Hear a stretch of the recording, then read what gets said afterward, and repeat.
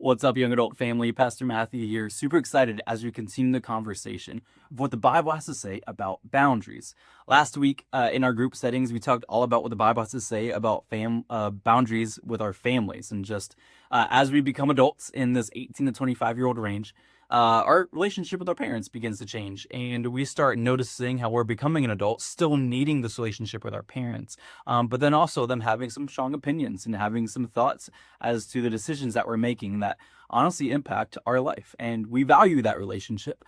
However, just as we're learning how to become adults, they're learning how to become parents of adults. And so just talking about that extra layer of grace as well. And so if there's some space tonight or in our groups today, where you need to continue that conversation, please. I think that these conversations matter, and we really do want to be able to get the most out of our groups. And so tonight we're going to talk all about what the Bible has to say about friendship boundaries, because friendships change so much. And even in our mission statement, we believe in real friendships.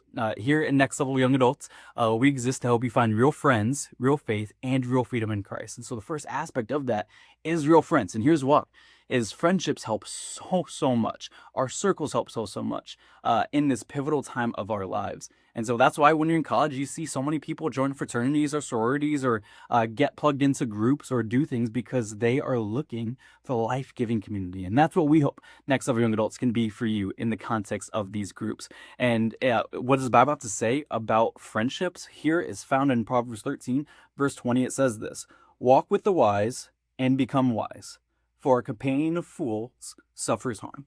And so what that verse is saying is, as we are striving to become wiser, striving to make better decisions and make fewer regrets, we really do want to become wise. And your circles matter when it comes to that. And so if you surround yourselves with a companion of fools, then we're going to make foolish decisions. But if you surround yourself with life-giving, biblically founded community, man, we're going to become all the more wiser. And that's the heart. That's our desire for you in this pivotal time.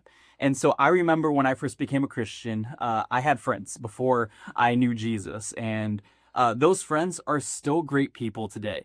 And one thing that I found myself really dealing with is my friendships back when I was in high school and I wasn't really following the ways of Jesus. Is when I was with them, I wasn't always making the wisest decisions.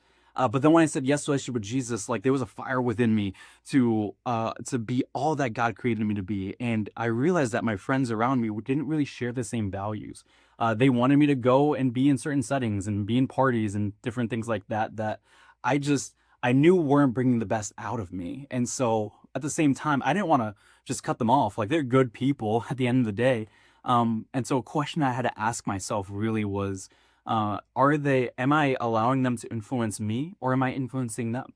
And through that relationship, I was able to actually uncover this whole idea of still maintaining this friendship with them, but it just wasn't as close as it was. And I didn't allow them to know me at the deepest levels, because we didn't share the same values, and that was kind of understood, but there wasn't this "you're cut off" or "God told me to stop being friends with you."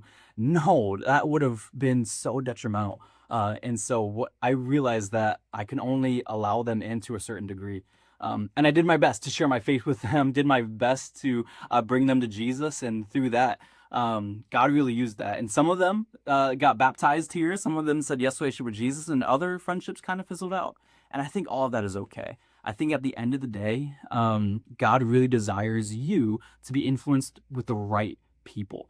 And so I think that you can maintain those friendships. But there are certain boundaries that I would love for us to talk about in our groups that we can set, so that way we're not being influenced in the wrong direction, and that we're not being taken far away from our faith. And so I'd love for us to talk about it in our groups, talk about it with the group leaders. Maybe they have some stories.